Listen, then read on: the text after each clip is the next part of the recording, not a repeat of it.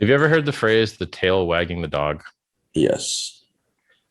In my expert opinion, the central limit order book prices that are very thin order books compared to the real order book, the real order book sets the price. I'll explain to you the mechanics of why that works that way.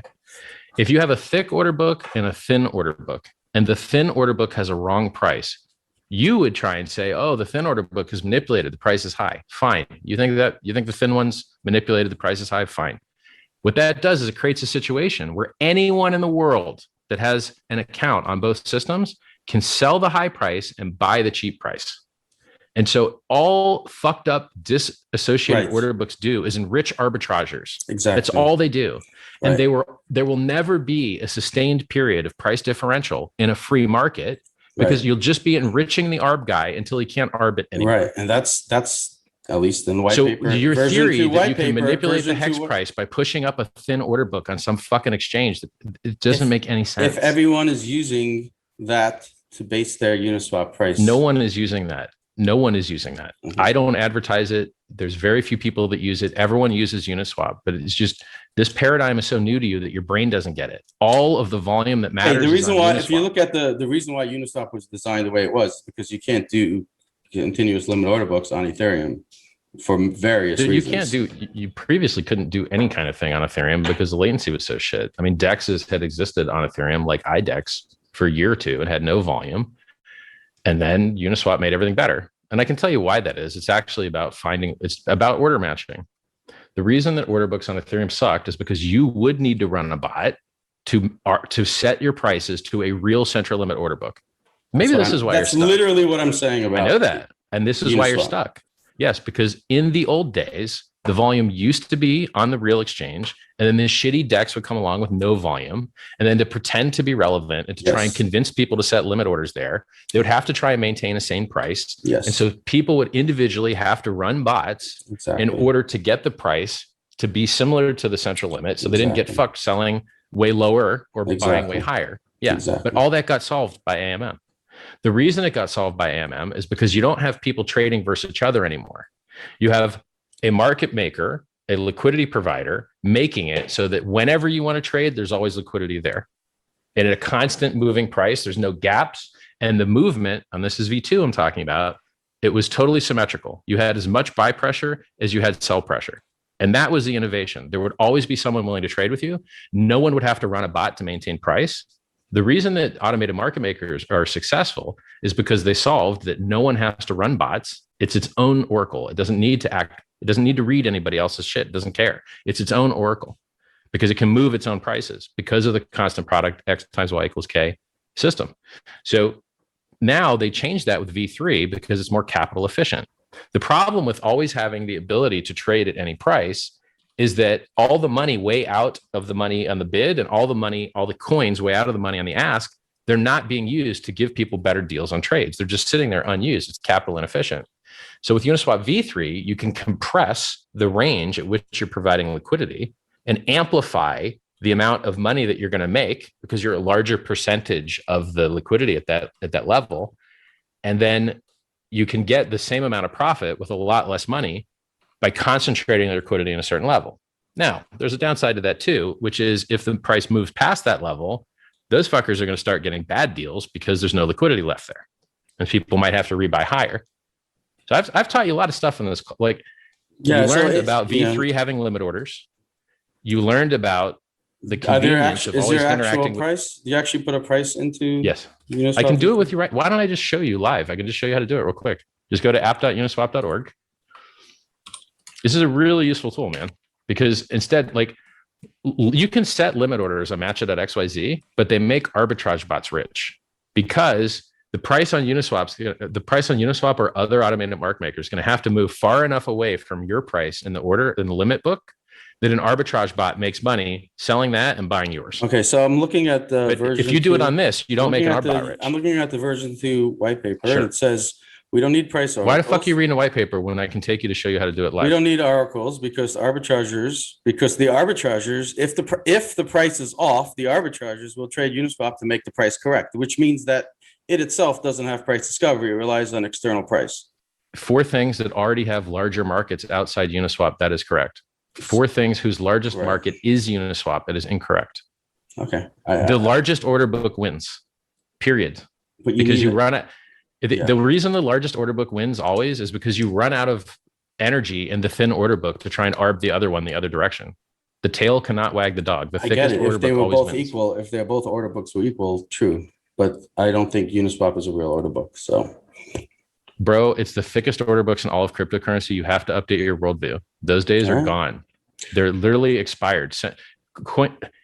Uniswap does more volume than Coinbase on 3 of its fucking ETH USDC pairs. So V2, V3, and some other fucking one. I know it does volume, but it doesn't mean it creates price. That's all I'm saying. Dude, you understand price is just the amount of units that one person traded for another person's units. Right. And price They're just 2 people trading. Price discovery. 2 people can trade on a fucking notebook. I know. They can trade on playing dice. They can fucking right. But when you have all the liquidity coming together at one spot with a limit order book, you create what's called price discovery, which is an equilibrium of the market finding price. That's not what price discovery means.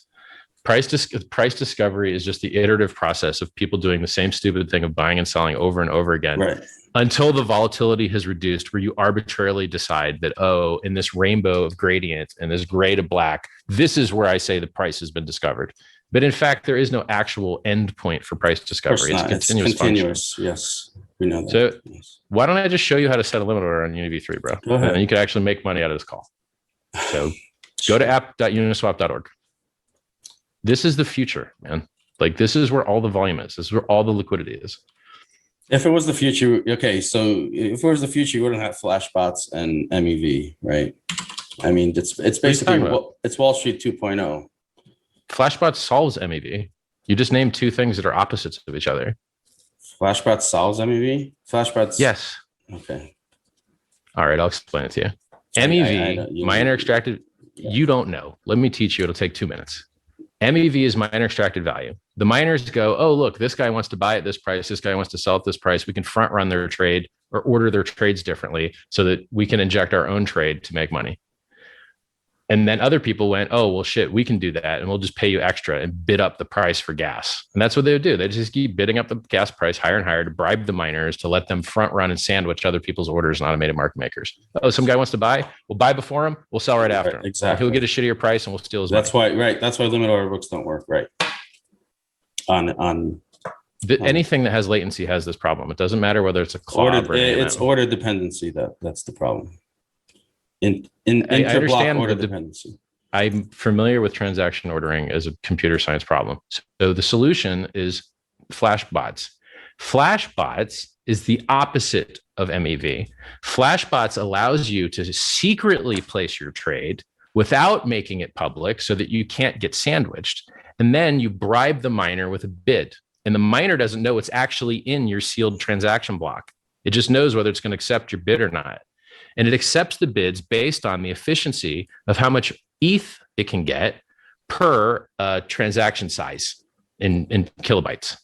I get it. So Flashbots is the solution to miner extracted value. Right. But if let's just say the miner himself is the one that's running the bot. So and they usually are. Sure. Right. Yes. So he doesn't need to bribe anyone. So right. So no, but he still gets paid by other people. Like he has his own gig and then he gets paid by other people as well. So Flashbots solves MEV. It's the literal solution to MEV because people can't front run you when they don't know what you're doing because it's in a sealed bid.